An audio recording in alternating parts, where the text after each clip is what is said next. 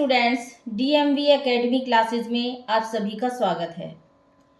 आज मैं आपके सामने सीटेट 2023 इसके लिए संस्कृत शिक्षण से संबंधित कुछ प्रश्नों को लेकर आई हूँ।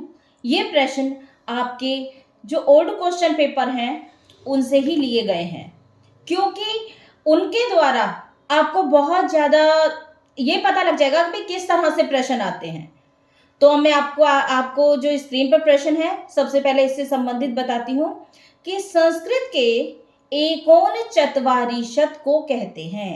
एकोन चत्वारिशत, चत्वारिशत 40, तो 40 में एकोन एक कम, तो 40 में एक कम कितना हुआ? 39। आप option number A 39, B option 29, C option 59 और डी ऑप्शन 49 है। तो देखो 39 यानी कि 40 में एक कम, एकोन चत्वारिशत। 29 यानी कि एकोन त्रिंशत यानी 30 में एक कम।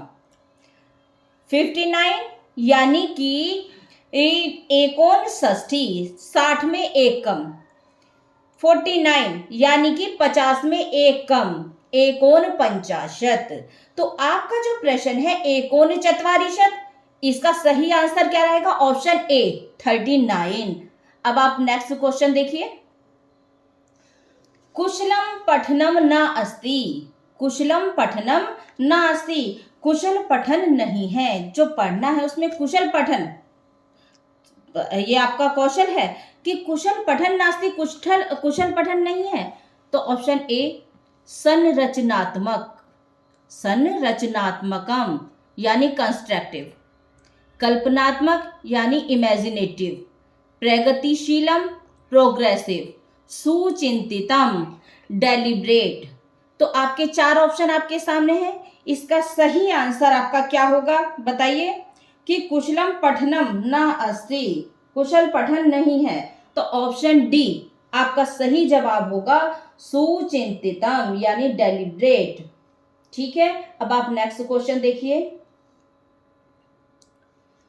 व्यापकम वाचनम यानी एक्सटेंसिव रीडिंग, अधोलिखितेषु केन संबंधम न अस्ति। व्यापकम वाचनम अधोलिखितेषु केन सह संबंध नास्ति। जो व्यापक वाचन होता है, जो नीचे लिखे गए ऑप्शन है आपके, उनमें से किसके संबंधित नहीं है? मतलब 3 से तो संबंधित है लेकिन 1 से संबंधित नहीं है। तो इसमें आपका क्या है? ऑप्शन ए एतेन पठनस्य अधिकम आनंदः लभ्यते। इसमें पढ़ने के द्वारा अधिक आनंद प्राप्त होता है। बी ऑप्शन एतेन सूक्ष्म विषयाणां पठन भवति येन गंभीरः बोधः भवति। ऑप्शन सी एतेन भाषा अधिगमस्य वृद्धिः भवति।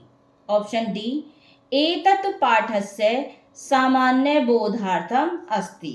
यानी आपका पहला क्या है?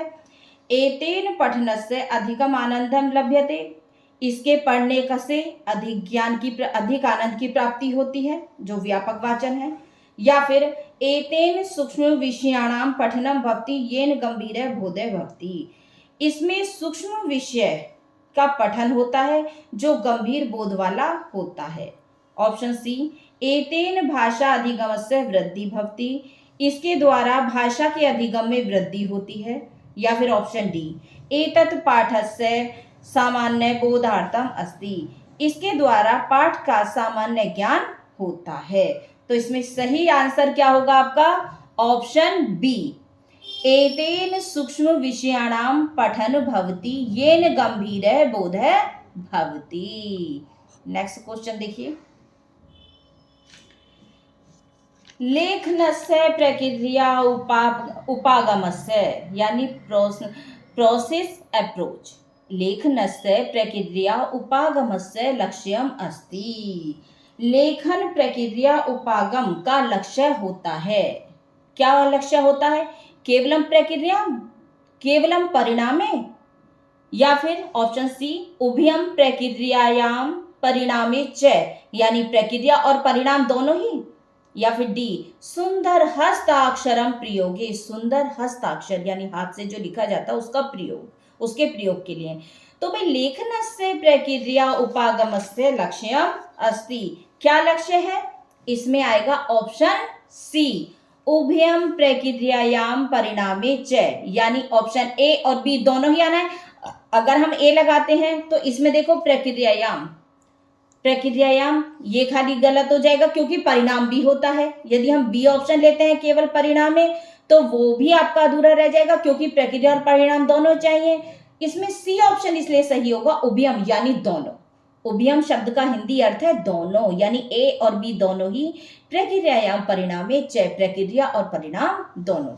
नेक्स्ट प्रश्न देखिए, भाषायाः पाठ्यक्रमे साहित्यस्य सन्निवेशे अधोलिखितेषु कस्य महत्वं नास्ति। भाषा के पाठ्यक्रम में साहित्य का सन्निवेश में नीचे जो लिखे गए ऑप्शन हैं उसमें किसका महत्व नहीं है? ए एतत् केवलम श्रवण संभाषण कौशले पोषयति, यह केवल श्रवण संभाषण कौशल का पोषण करता है। बी एतत् विश्वसनीय सामग्री यानी ऑथेंटिक मटेरियल अस्ति, यह विश्वसनीय सामग्री है। एतत् अन्येषां संस्कृतिं ज्ञातुं छात्राणां सहायं करोति, यह दूसरी संस्कृति को जानने में छात्रों की सहायता करता है।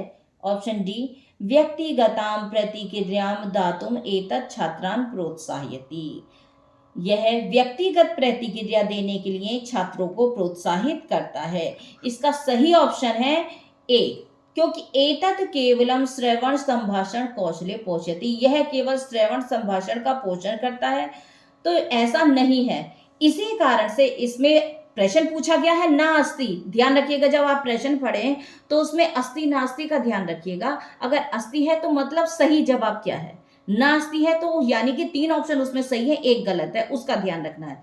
इसमें पूछा गया है नास्ति यानी कि इसमें 3 सही है, एक गलत है, इसलिए आपका ऑप्शन ए बिल्कुल सही आंसर है। नेक्स्ट प्रश्न,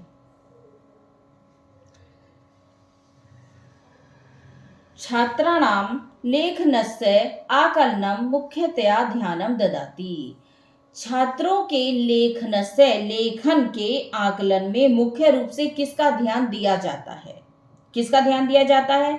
ए ऑप्शन शुद्ध वर्तन्या व्याकरणे, व्याकरण के शुद्ध वर्तनी में, शुद्ध वर्तनी और व्याकरण में।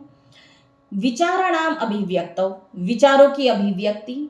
ऑप्शन सी शब्द सीमा निर्धारणे, शब्द सीमा के निर्धारण में। या फिर ऑप्शन डी लेखन समय रूढ़ि प्रयोगाणाम लोकोक्तिनाम च प्रयोगे, लेखन के समय रूढ़ि प्रयोग यानी रूढ़िवादी शब्द या फिर लोकोक्तियां इनके प्रयोग में। तो इसका सही आंसर क्या होगा? ऑप्शन बी विचाराणाम अभिव्यक्तौ, क्योंकि देखिए जब भी हम लेखन कार्य करते हैं तो लेखन में मुख्य रूप से विचारों की अभिव्यक्ति ही मान्य रखती है, इसीलिए इसका सही जवाब होगा विचाराणाम अभिव्यक्तौ। नेक्स्ट, अधस्तनेषु का उक्ति समीचीनाम अस्ति, नीचे लिखे गए उक्तियों में कौन सी उचित है? समीचीना उचित, अस्ति माने है। अभी मैंने पहले बताया था कि अस्ति और नास्ति का आप विशेष ध्यान रखें। ऑप्शन ए विराम चिन्हानि वाक्यार्थ बोधे सहाय्याम कुर्वन्ति, कि विराम चिन्ह वाक्यार्थ के ज्ञान में सहायता करते हैं। ऑप्शन बी वाक्यार्थ बोधे विराम चिन्हानां कोऽपि प्रभावः नास्ति, वाक्यार्थ ज्ञान में विराम चिन्हों का कोई भी प्रभाव नहीं होता है। सी पाठस्य सौंदर्य वृद्धौ विराम चिन्हानां सहाय्यं भवति, पाठ के सौंदर्य वृद्धि में विराम चिन्ह सहायता करते हैं। या फिर ऑप्शन डी पाठस्य पठन समये विराम चिन्हानि प्रवाहे बाधाम उत्पादयति, कि पाठ के पढ़ने के समय विराम चिन्ह प्रवाह में बाधा को उत्पन्न करते हैं। तो इसमें उचित क्या है? देखिए जो विराम चिन्ह होते हैं वो किस काम में आते हैं? तो वाक्यार्थ के ज्ञान में सहायता करते हैं। इसमें पूछा गया है प्रश्न अधस्तनेषु का उक्ति ही समीचीनाम अस्ति, तो कौन सी उक्ति सही है? तो ऑप्शन ए विराम चिन्हानि वाक्यार्थ बोधे सहायाम कुर्वन्ति की विराम चिन्ह वाक्यार्थ बोध में सहायता करते हैं। नेक्स्ट प्रश्न देखिए। राष्ट्रीय पाठ्यचर्या 2005 इत्यस्य मार्ग निर्देशक तत्वेषु अधोलिखितेषु कस्य समावेशनम नास्ति। पाठ्यचर्या 2005 इसके मार्ग निर्देशक तत्वों में नीचे लिखे गए में से कौन सा समावेश नहीं है, किसका समावेश नहीं किया गया है। ऑप्शन ए ज्ञानस्य विद्यालयात् वही जीवनेन सह संबंध स्थापनम, या फिर ऑप्शन बी कंठस्थीकरण पद्धतः अधिगमस्य पृथक्करणम, या फिर ऑप्शन सी पाठ्यक्रम है पाठ्य पुस्तक केंद्रितम स्यात्, या फिर ऑप्शन सी डी परीक्षाणाम तन्यता स्थापनम तथा च कक्षा जीवने तासाम समाकलनम। तो इसमें आपका सही आंसर होगा ऑप्शन सी पाठ्यक्रम है पाठ्य पुस्तक केंद्रितम स्यात्, कि जो राष्ट्रीय पाठ्यचर्या 2005 के मार्ग निर्देशक तत्व में है उनमें किसका समावेशन नहीं हुआ है, तो उसका ऑप्शन है सी कि पाठ्यक्रम पाठ्य पुस्तक केंद्रित होना चाहिए, ऐसा नहीं है। तो इसीलिए इसका सही आंसर है ऑप्शन सी। नेक्स्ट प्रश्न देखिए।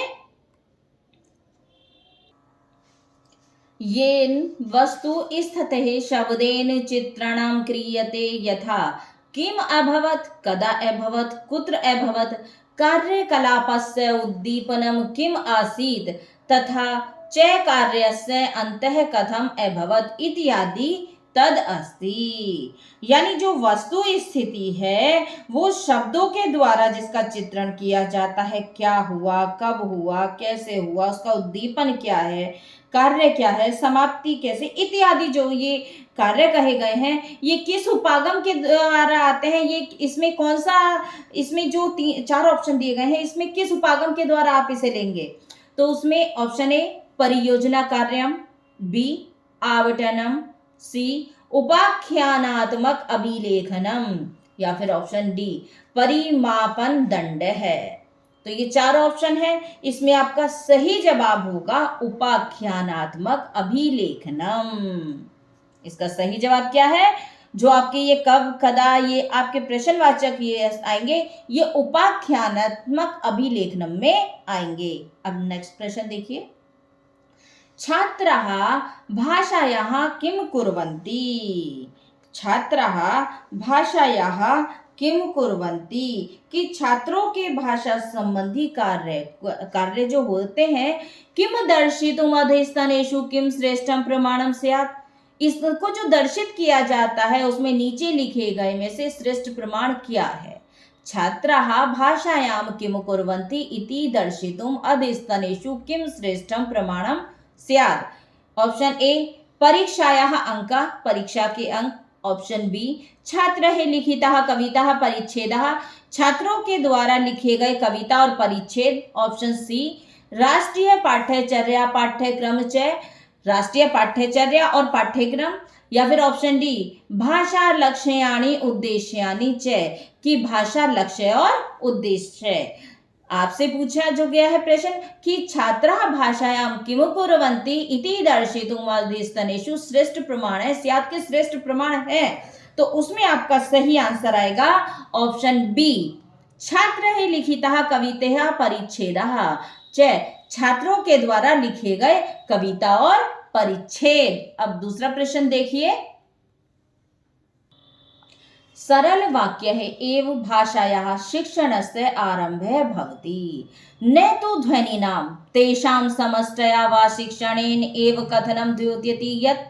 क्या है आपका प्रश्न कि सरल वाक्य है एव भाषायाः शिक्षणस्य आरम्भः भवति, कि सरल वाक्यों के द्वारा ही भाषा शिक्षण आरंभ होता है, न तो ध्वनिना ध्वनि के द्वारा, ध्वनि समूह ते समष्टया ध्वनि समूहों के द्वारा नहीं। वह शिक्षणेन एव कथनम द्योतिति, यह जो शिक्षण का कथन है इससे क्या पता चलता है। न ए संपूर्ण वाक्यानाम आधारेण विचार विनिमय भवति, संपूर्ण वाक्यों के आधार पर विचार विनिमय होता है। बी भाषायाः अधिग्रहणे उच्चारणस्य किमपि स्थानं नास्ति। भाषा के अधिग्रहण के उच्चारण में कोई स्थान नहीं है। भाषा अधिग्रहण में उच्चारण का कोई स्थान नहीं है। C option. व्याकरणस्य उच्चारणस्य भाषा अधिगमे समानं स्थानम् अस्ति। व्याकरण उच्चारण में भाषा अधिगम में समान स्थान है। डी विचार विनिमयस्य कृते व्याकरणं प्रमुखः आधारः अस्ति। विचार विनिमय के लिए व्याकरण प्रमुख आधार है। तो इसका सही आंसर क्या होगा? ऑप्शन ए, संपूर्ण वाक्यानाम आधारेण विचार विनिमय भवति, कि संपूर्ण वाक्य के आधार के द्वारा ही विचार विनिमय होता है। क्योंकि आपका प्रश्न क्या था कि सरल वाक्य भाषाया शिक्षणस्य आरंभः भवति। सरल वाक्यों के द्वारा ही भाषा शिक्षण आरंभ होता है। न तो ध्वनिना ध्वनि समूह समष्टया यानी समूह, न तो ध्वनिना तेषां समूह, बल उनके समूहों के द्वारा नहीं। तो इसका सही जवाब है ऑप्शन ए।